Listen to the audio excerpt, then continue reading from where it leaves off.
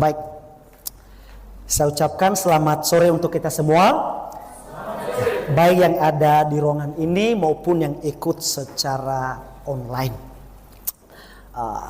Semoga kabar Bapak Ibu semua sehat, dan sungguh lagu yang kita nyanyikan sangat luar biasa. Syair-syairnya mengingatkan kita bagaimana penyertaan Tuhan dalam hidup kita dan bagaimana tugas kita untuk melaksanakan amanat agung dari Tuhan. Bapak Ibu yang terkasih dalam Tuhan, saya sangat berterima kasih kepada Gembala Grafe yang mempercayakan kepada saya untuk menguraikan firman Tuhan sore hari ini, dan juga kepada jemaat Grafe. Mudah-mudahan khotbah yang sudah saya siapkan dapat saya sampaikan dengan baik dan Bapak Ibu mendapat berkat secara rohani. Baik, Bapak Ibu yang terkasih Tuhan, saya mengajak kita untuk membuka Alkitab kita di dalam 1 Korintus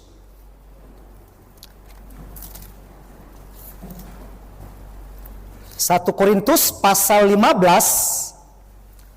ayat 57 sampai 58. 1 Korintus pasal 15 ayat 57 sampai 58. Kalau sudah ketemu, kita baca bersama-sama dalam hitungan yang ketiga. 1 Korintus pasal 15 ayat 57 sampai 58. 1, 2, 3. Tetapi syukur kepada Allah yang telah memberikan kepada kita kemenangan oleh Yesus Kristus Tuhan kita. Karena itu saudara-saudaraku yang kekasih, berdirilah teguh, jangan goyah, dan giatlah selalu dalam pekerjaan Tuhan. Sebab kamu tahu bahwa dalam persekutuan dengan Tuhan, jerih payamu tidak sia-sia. Kita berdoa, saya minta Pak Dede Wijaya memimpin kita dalam doa. Terima kasih Tuhan, kami bersyukur kesempatan yang diberikan kepada kami tempat ini, dan saat ini Tuhan kami mau mendengar firman-Mu. Biar Tuhan Kau memberkati kepada Danus yang akan membagikan yang bersiap kami. Kau mengenai dia sedikit bijaksana, kami dapat diberkati dan menjadi berkat dalam kehidupan kami. Terima kasih Tuhan. Doa kami di Kristus Yesus kami berdoa dan bersyukur. Amin. Amin.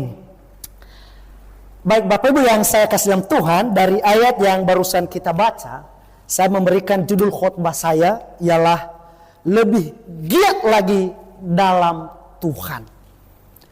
Lebih giat lagi dalam Tuhan.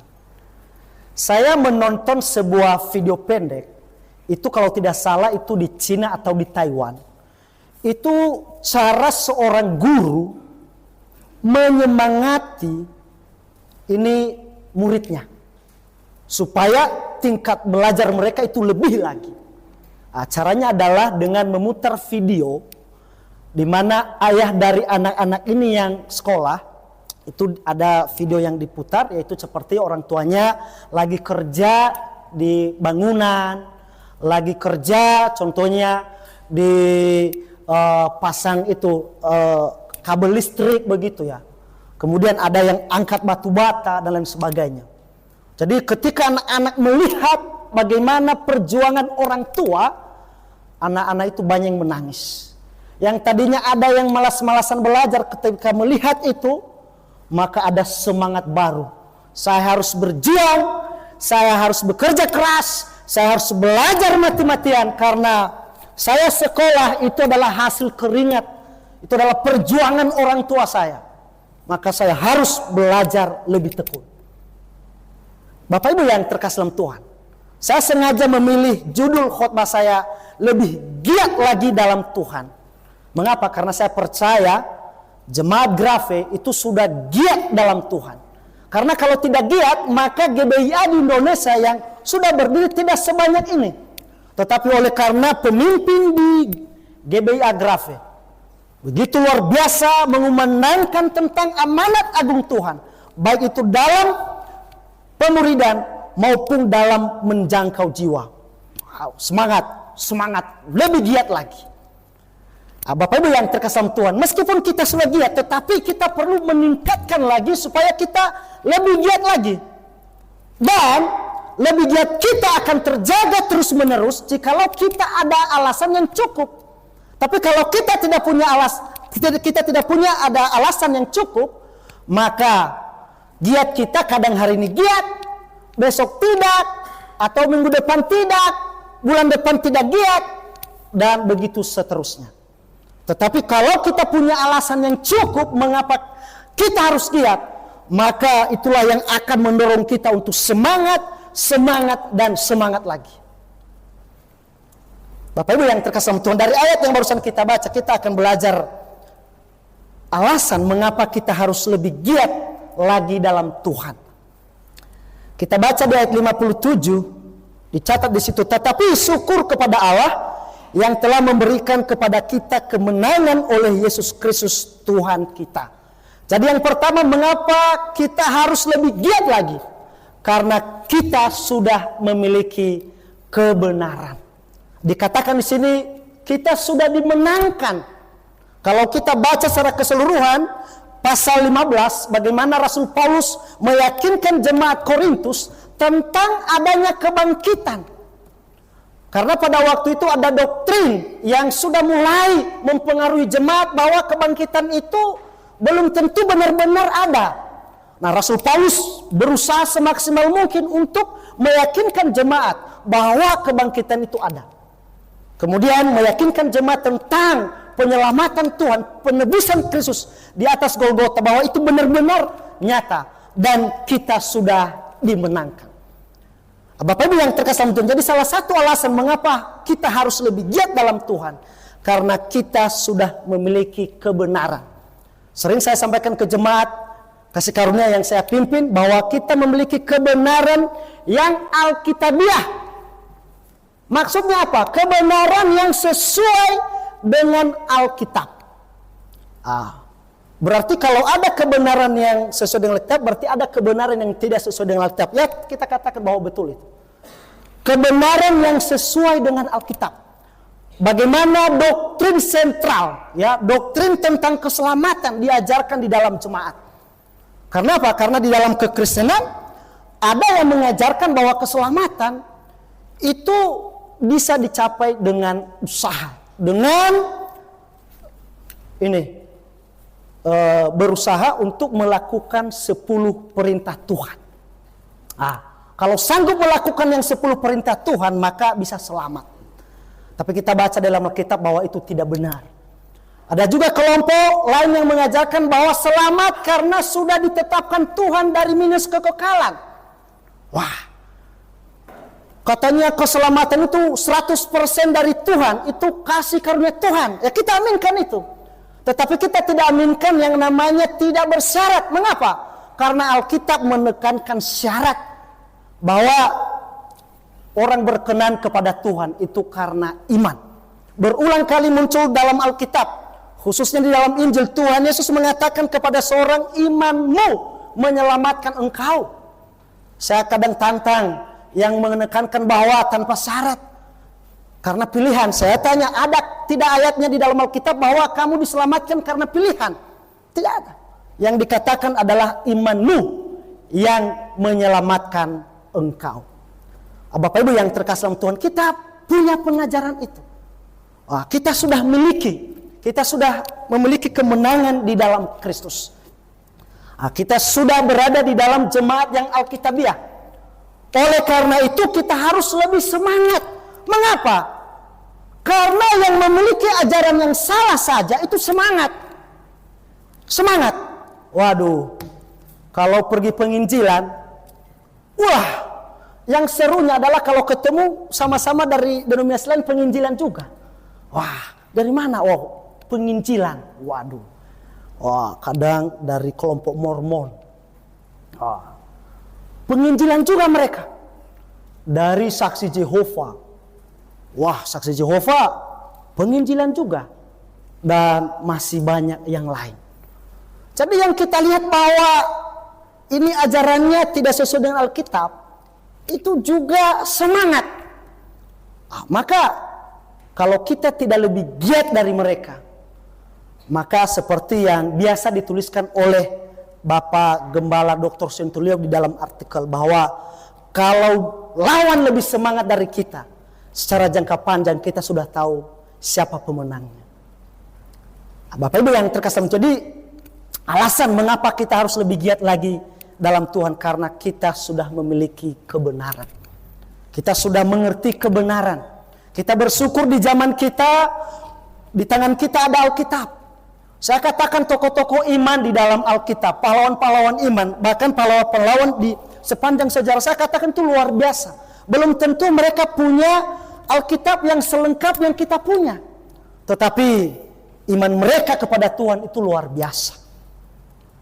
Iman mereka kepada Tuhan luar biasa.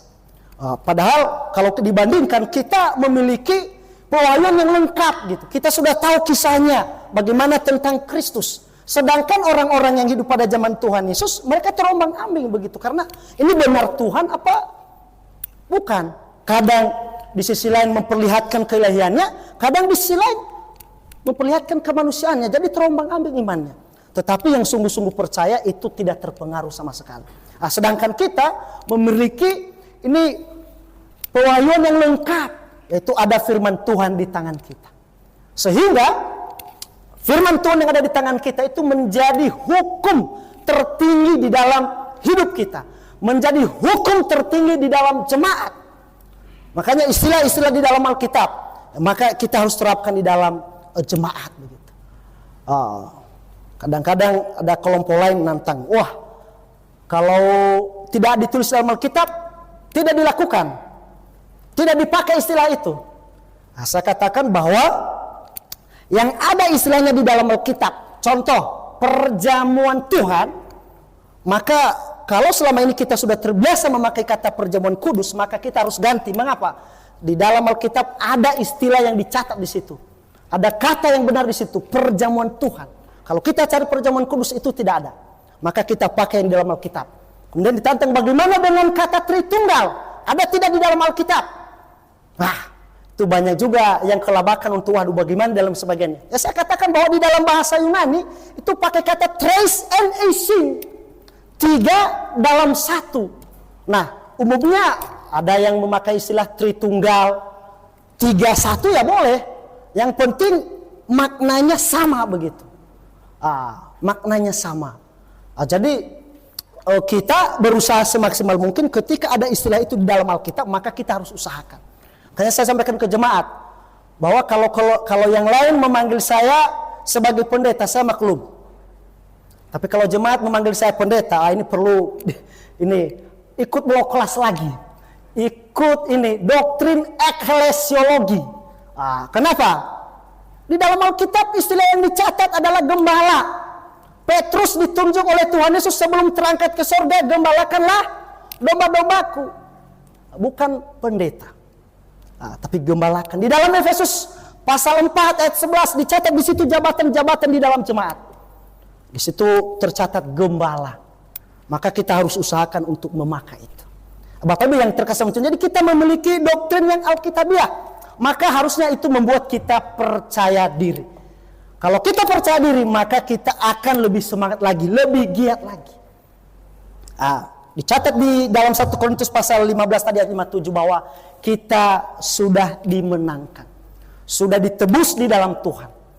Kita sudah memiliki kebenaran, maka kita harus lebih giat dan lebih semangat lagi. Itu yang pertama. Jadi mengapa kita harus lebih giat dalam Tuhan? Yang pertama, karena kita sudah memiliki kebenaran yang alkitabiah. Yang kedua, mengapa kita harus lebih giat dalam Tuhan?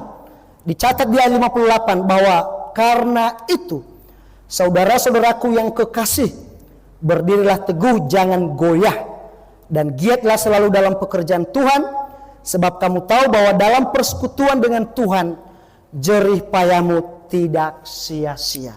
Yang kedua, mengapa kita harus lebih giat dalam Tuhan? Karena jerih lelah kita dalam Tuhan itu tidak sia-sia. Beberapa hari yang lalu, hari Senin, kita sudah nonton pertandingan bola Euro. Ini yang suka nonton bola, Euro sama Copa America. Sudah tahu kan hasilnya begitu. Tapi yang saya perhatikan di situ ketika masuk final, itu benar-benar yang main di situ itu mengeluarkan seluruh energi semaksimal mungkin skillnya untuk memenangkan pertandingan tersebut. Mengapa? Karena salah satu di situ ada hadiah yang akan diberikan kepada mereka. Ada upah yang diberikan kepada mereka. Kedua apa? Karena ada kebanggaan bagi diri sendiri, perwakilan negara. Wow. Kemudian yang ketiga, setelah itu kalau mereka menang, harga transfer pemainnya mahal. Makanya banyak bicarakan Yamin Yamal. Waduh, ini pemain muda baru umur 16 tahun. Mendapat banyak sekali penghargaan begitu. Wow, pasti harganya ke depan mahal. Tetapi kalau kita lihat di dalam Alkitab, bahwa kalau semua yang capaian itu tidak ada hubungannya dengan Tuhan, itu semuanya sia-sia. Saya pernah menonton sebuah video pendek, itu wawancara dengan Mike Tyson. Mungkin Bapak Ibu ya yang suka tinju ya, terutama tahun-tahun 90-an ya. Mike Tyson. Ada banyak sekali pemain, karena sekali main satu ronde aja udah tumbang lawannya. Yang dikenal sebagai leher beton. Wah. Tapi ketika diwawancarai setelah tua, kemudian satu persatu itu medali penghargaan yang dia dapat. Kemudian diminta untuk memberikan komentar. Simpel saja, satu kata, dia berkata sampah. Sampah yang banyak anak muda sekarang pengen mau ini, tapi satu kata katanya apa? Sampah. Wow. Kenapa? Ya mungkin setelah berumur akhirnya melihat bahwa waduh semua ini juga akan ditinggal. Tetapi yang dicatat di dalam Korintus pasal 15 tadi ayat 58 bahwa jerih lelahmu, jerih payamu di dalam Tuhan tidak sia-sia. Bahkan dicatat di dalam Matius pasal 25, segelas air putih saja itu Tuhan perhitungkan. Bapak Ibu yang terkasih dalam Tuhan. Jadi itulah sebabnya kita harus lebih giat lagi karena ada upah yang dijanjikan Tuhan. Kadang-kadang jemaat-jemaat kita, bahkan ada dari luar juga kadang-kadang tanya, itu Pak Gembala Suhento itu minum obat apa? Makan apa? Kok hari ini plannya di mana, kemana, keluar kota, ini dan sebagainya. Waduh, kok bisa begitu ya? Waduh, jangan-jangan waktu muda apa gitu. Siapa tahu ada vitamin apa begitu ya. Ya, ke Lampung, perjalanan naik motor. Kalau tidak salah 12 jam di motor atau 18 jam. Waduh, ini dibayangkan itu di motor. Waduh, sampai ke daerah mana, kemana. Kok masih kuat ya, sudah umur 60-an ke atas. Yang 50 saja, aduh, baru perjalanan mana udah mulai waduh, udah capek dan lain sebagainya. Kok bisa? Wah, ternyata rahasianya udah disampaikan pada waktu ulang tahun kasih karunia tanggal 30 ini Juni kemarin.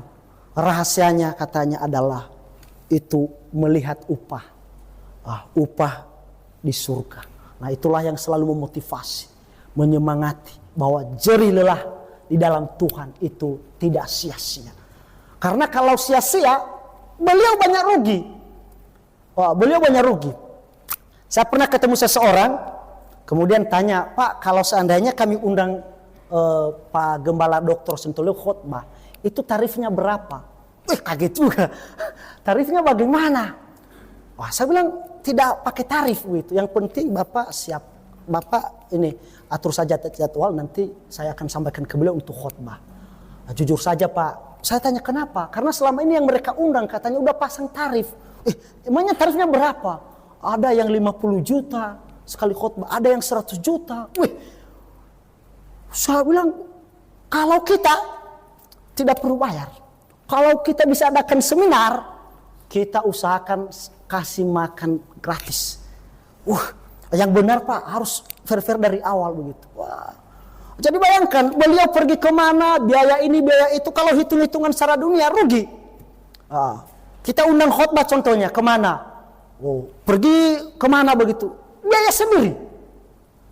Ke sana begitu ya. Wah, kalau hitung-hitungan dunia rugi. Tetapi ada sesuatu yang membuat ini adalah ada upah di surga. Makanya banyak teman-teman penginjil di lapangan, saya kasih semangat kalau ngobrol. Ketika di lapangan tantangannya berat. Waduh, kelihatannya tidak bisa tahan lama lagi. Wah, kenapa? Berat.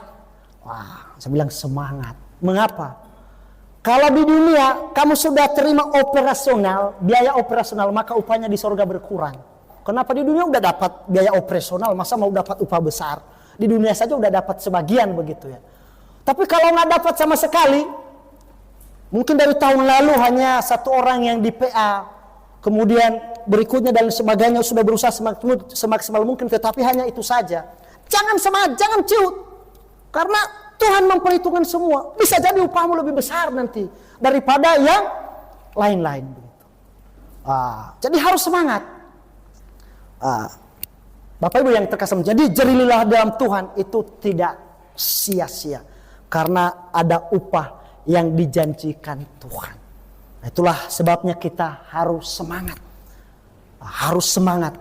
Kenapa? Karena ada upah yang sudah Tuhan janjikan kepada orang percaya.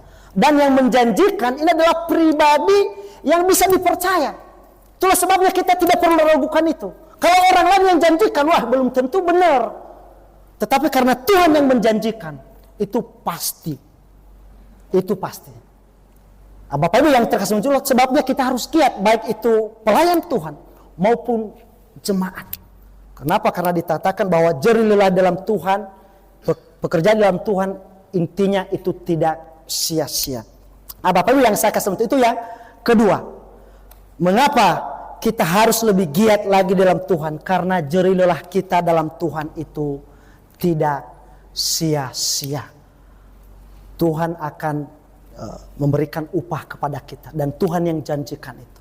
Dan kita percaya bahwa pribadi Tuhan adalah pribadi yang dipercaya. Ia tidak pernah mengingkari apa yang Dia janjikan.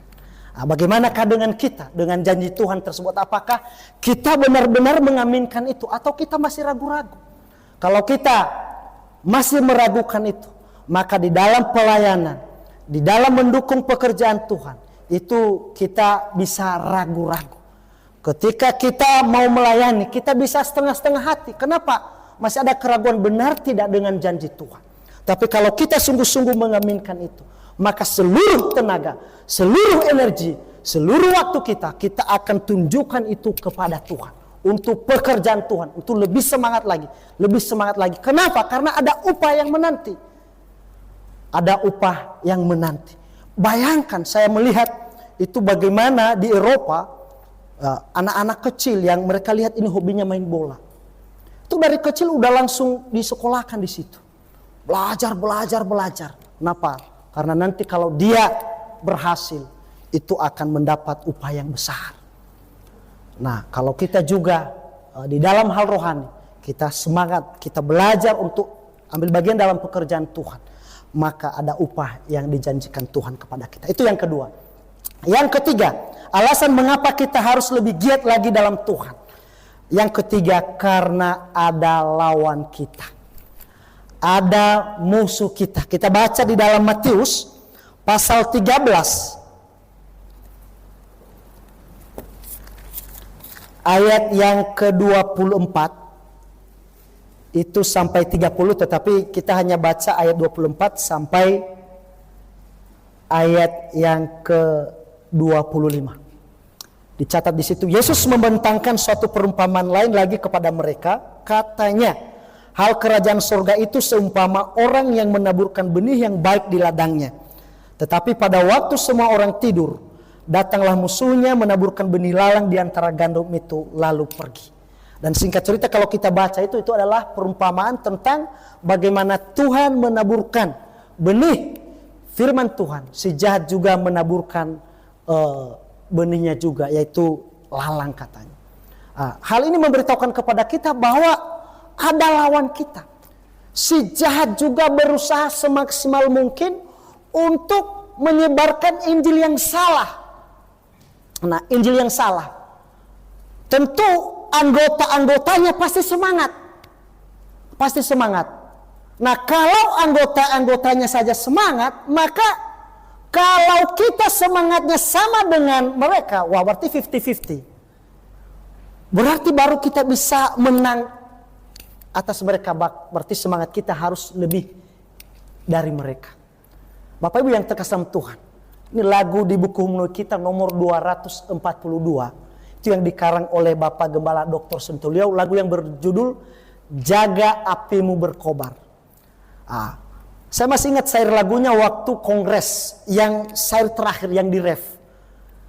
Jaga semangatmu mengalahkan setan. Waktu wah ini luar biasa ini. Tapi akhirnya diralat lagi menjadi jangan sampai semangatmu dikalahkan setan. Tapi yang sebelum itu syairnya adalah jaga agar semangatmu mengalahkan setan. Wah, bayangkan semangat seperti apa yang bisa mengalahkan setan. Waduh, itu tidak main-main. Kalau mau tanya berarti tanya sama Bapak yang mengarang lagu. Semangat seperti apa yang bisa mengalahkan setan. Itu tidak main-main. Itu semangat yang, itu terutama semangat yang dari dalam. Yang dari dalam. Itu semangat yang luar biasa begitu. Yang tidak bisa dipadamkan oleh faktor-faktor luar. Tadi pagi saya baca itu yang ini renungan pagi yang mengenai sejarah baptis. Itu mengenai Pak Alfred Seeker. Waduh, dia punya tubuh yang kurus, kemudian lemah. Jadi mungkin sakit-sakitan begitu. Tetapi semangatnya luar biasa. Tahun 1800 berapa dia menerjemahkan Alkitab. Kemudian setelah tua, kemudian dia menulis, oh sekiranya diberikan waktu lagi oleh Tuhan, dia akan menjadi misioneri ke Afrika. Wow, itu tidak main-main. Bayangkan, sudah kurus, mungkin sakit-sakitan contohnya, tetapi dia punya semangat juang yang tinggi. Itu luar biasa. Bahkan meminta supaya diberikan waktu lagi oleh Tuhan. Tapi ternyata Tuhan melihat bahwa biarlah orang lain yang dapat upah. Udah cukup upahnya begitu. Kalau diborong semua kita dapat upah apa? Kan begitu. Berikan kesempatan kepada kita. Oleh karena itu ya kita semangat, kita giat. Saya baca dalam sejarah semangat orang-orang Anabaptis itu yang menerjemahkan Alkitab itu luar biasa.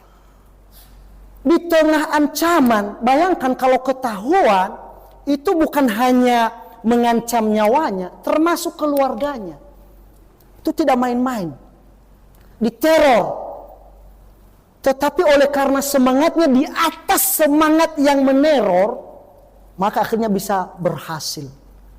William Tyndale yang menerjemahkan Alkitab. Wow, itu sampai diancam lari begitu ya. Akhirnya ketangkap berikutnya, akhirnya dibakar. Tetapi dia senang karena hasil karyanya sudah selesai begitu. Wow, Bapak Ibu yang terkasih dalam Tuhan. Kita, ini saya katakan bahwa GBI itu luar biasa.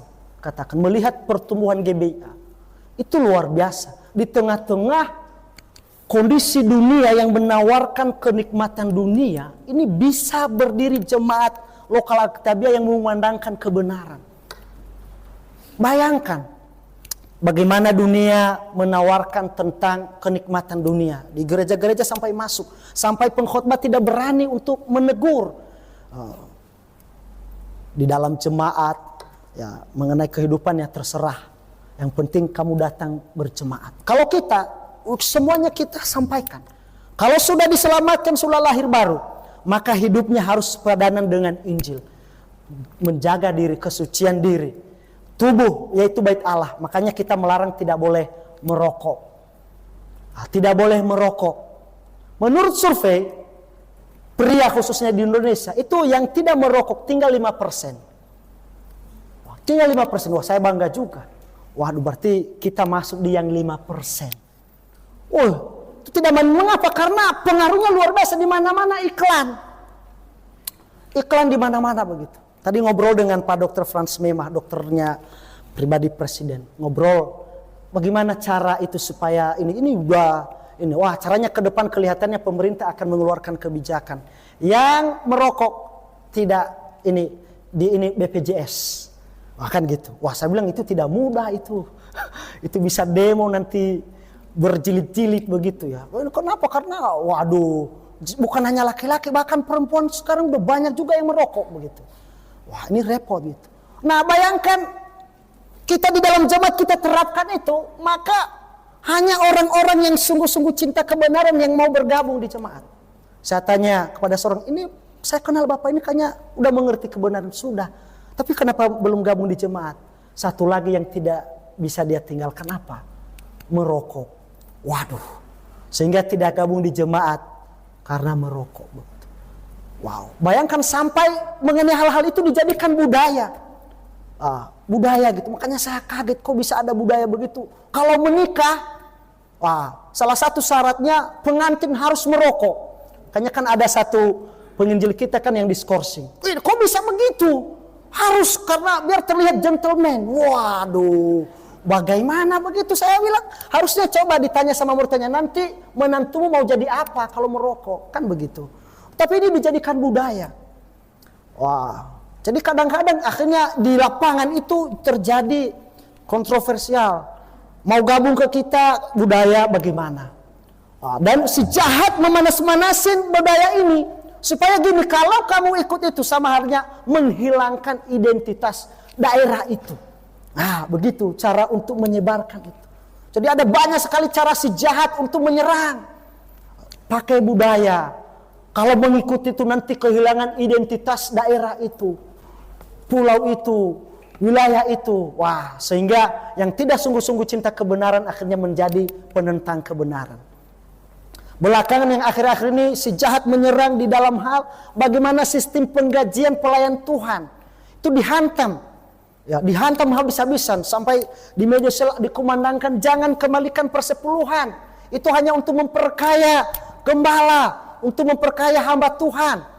Wah, bahkan ada satu pengacara, mungkin Bapak Ibu sudah lihat itu viral, sampai dia ke rumah seorang hamba Tuhan yang dia videoin gitu ya. Jadi, wah lihat jemaatnya begitu susah, lihat rumahnya begitu mewah, ini dan sebagainya, mobilnya dan sebagainya begitulah. Untuk mengajak supaya jangan kembalikan persepuluhan. Wah, ini salah satu cara si jahat untuk menghancurkan kekristenan secara jangka panjang karena menghantam logistik. Apa yang terjadi lama-lama tidak ada yang mau jadi pelayan Tuhan. Kalau tidak ada yang mau jadi pelayan Tuhan, maka kita akan tahu seperti apa kondisi dunia, seperti apa kondisi kekristenan. Bapak yang terkasih Tuhan, kita kembali bahasan kita bahwa mengapa kita harus lebih semangat lagi, lebih giat lagi, karena ada lawan kita, ada musuh kita. Oleh karena itu kita harus lebih giat lagi. Jangan lengah. Mengapa? Karena kalau tidak peduli, maka yang akan jadi target berikutnya, korban berikutnya adalah keluarga kita. Ada yang pernah sampaikan, Pak, jangan kumandangkan bahwa ini benar, ini salah. Saya katakan bahwa begini, contoh, ada sebuah investasi bodong, saya tahu bahwa ini bodong, ini tidak benar. Kemudian kamu usahakan untuk menarik contohnya anak-anak saya. Sebagai seorang ayah, saya diam tidak? Tidak mungkin. Pasti saya akan sampaikan ke anak saya bahwa itu tidak benar, itu jangan gabung di situ. Lebih-lebih urusan rohani. Saya sudah tahu kebenaran, saya tahu itu salah. Tidak mungkin saya tidak menyampaikan ke keluarga saya, ke orang-orang yang saya kasihi, ke teman-teman saya bahwa itu salah begitu. Karena kalau tidak saya sampaikan itu sama halnya saya menjerumuskan mereka. Bapak Ibu yang terkasih macam itulah sebabnya kita harus lebih semangat lagi karena ada lawan kita. Menurut survei, rata-rata negara-negara di dunia yang kuat, yang memperkuat militer itu rata-rata adalah ada negara yang mengancam-ancam begitu. Ada negara yang mengancam-ancam. Wah, ini bahaya ini.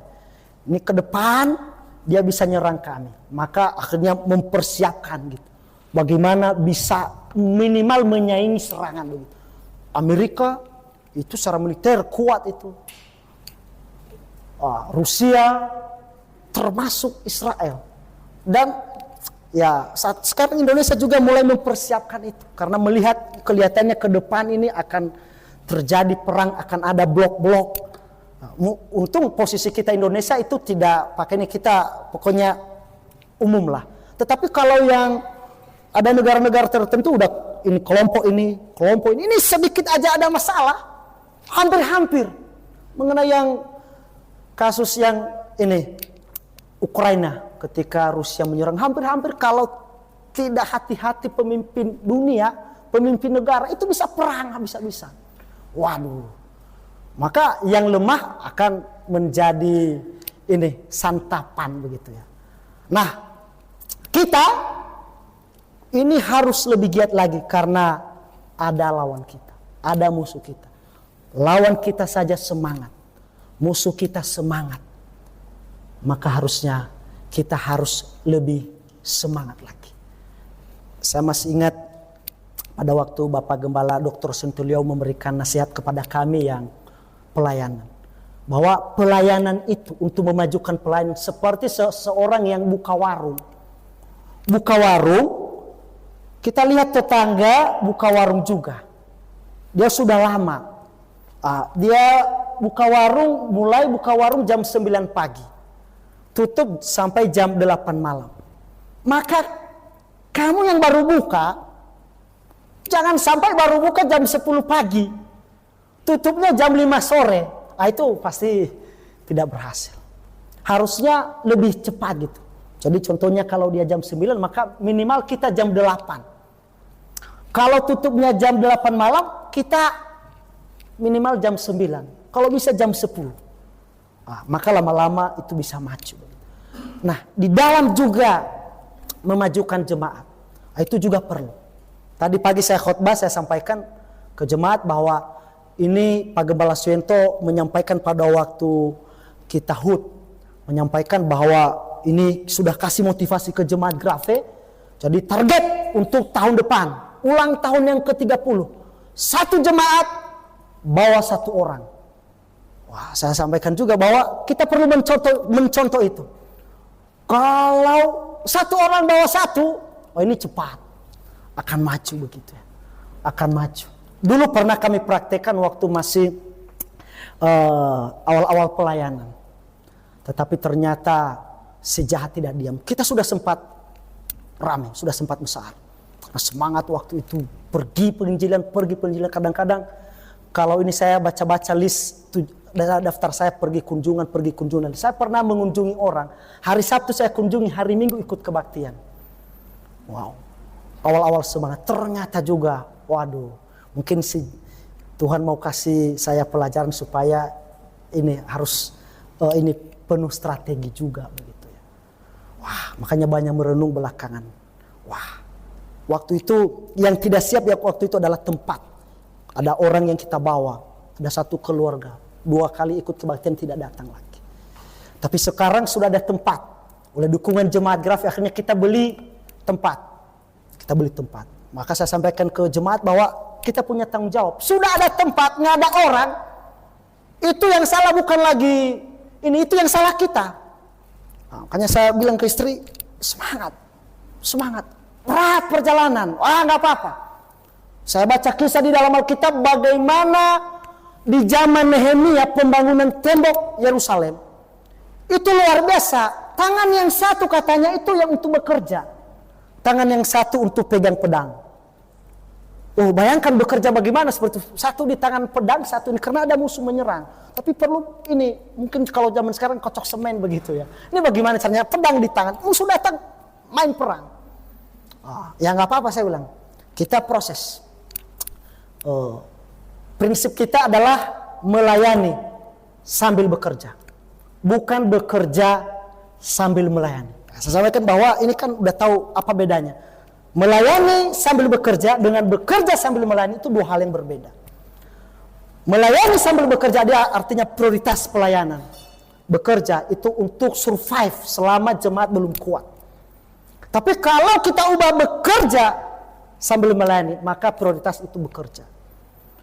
Saya selalu katakan bahwa jangan tergiur dengan kondisi, waduh ini begini yang satu teman kita begini, wah ada upah di surga. Kita melihat jauh ke depan. Susah di dunia tidak apa-apa. Tidak apa-apa. Tapi ada upah yang dijanjikan Tuhan. Saya semangatin beberapa yang berat di lapangan. Saya bilang ketika berat di lapangan, mungkin bisa jadi saking beratnya kita bisa mundur beberapa langkah ke belakang. Bisa karena tekanannya berat begitu. Bisa mundur beberapa langkah ke belakang. Tetapi ingat, panah itu anak panah terkadang untuk mencapai target lebih jauh itu perlu ditarik ke belakang. Semakin ditarik ke belakang dia lebih jauh, maka targetnya itu jauh ke depan. Jadi bisa jadi dalam kondisi tertentu kamu mundur. Tetapi kalau kamu tetap setia di dalam Tuhan, bisa jadi kamu ke depan nanti menjadi anak panah yang luar biasa yang lebih kencang ke depan. Bisa jadi. Makanya kalau sekarang lagi berat, tidak apa-apa. Itu bukan gagal. Saya bersyukur Pak Gembala Stephen mempercayakan pada saya pelajaran Yeremia. Yeremia khotbah selama 23 tahun, hanya beberapa orang yang dimenangkan. Tetapi dia termasuk nabi yang luar biasa. Karena berhasil itu bukan masalah hasil, tetapi bagaimana kita setia dalam pekerjaan Tuhan. Harus semangat, lebih giat dan lebih giat lagi. Bapak Ibu yang terkasih Tuhan, jadi lebih giat lagi dalam Tuhan. 3 poin yang sudah kita lihat. Yang pertama, mengapa kita harus lebih giat dalam Tuhan? Karena kita sudah memiliki kebenaran yang Alkitabiah. Itu kalau kita diskusi kepada kelompok lain, itu tiada lawan. Pak Gembala itu bukan sombong di situ kalau sampaikan tiada lawan, tapi sudah dibuktikan dari tahun 95 sampai tahun 2024. Tinggal yang kadang-kadang kita ini susah adalah cara menyampaikannya. Cara menyampaikannya dan cara menghidupi kebenaran itu. Itu yang kadang-kadang susah itu. Yang kedua, karena jerih lelah kita dalam Tuhan tidak sia-sia. Kalau orang dunia bekerja keras, itu untuk upah yang lebih besar di dunia. Kita bekerja keras untuk upah yang kekal di surga. Yang ketiga, karena ada lawan kita. Lawan kita juga begitu semangat juga untuk menyebarkan Injil yang salah. Targetnya ke depan adalah keluarga-keluarga kita. Kalau kita tidak semangat, maka keluarga kita bisa terseret. Orang-orang kita kasih bisa terseret. Nah, itulah sebabnya satu-satunya caranya adalah kita harus tingkatkan lagi semangat kita untuk menjangkau jiwa lebih banyak lagi, lebih banyak lagi, dan lebih banyak lagi. Mari kita berdoa. Bapa di surga, terima kasih uraian firman-Mu pada sore hari ini Tuhan, yang mengingatkan kami untuk lebih giat lagi dalam Tuhan. Kami tahu Tuhan bahwa si jahat dan kelompoknya berusaha semaksimal mungkin Tuhan untuk membungkam kami, untuk mematahkan semangat kami, agar amanat agung yang Tuhan percayakan kepada jemaat itu tidak terlaksana. Karena kami sudah baca dalam Alkitab Tuhan bahwa ada amanat agung yang Engkau percayakan kepada jemaat. Itulah sebabnya sore hari ini firman-Mu mengingatkan kami untuk lebih giat lagi dan lebih semangat lagi. Tuhan tolong kami ya Tuhan, agar kami tetap menjaga semangat kami untuk Tuhan. Terima kasih Bapa, terima kasih, inilah doa dan permohonan kami. Dalam nama Tuhan Yesus kami berdoa. Amin.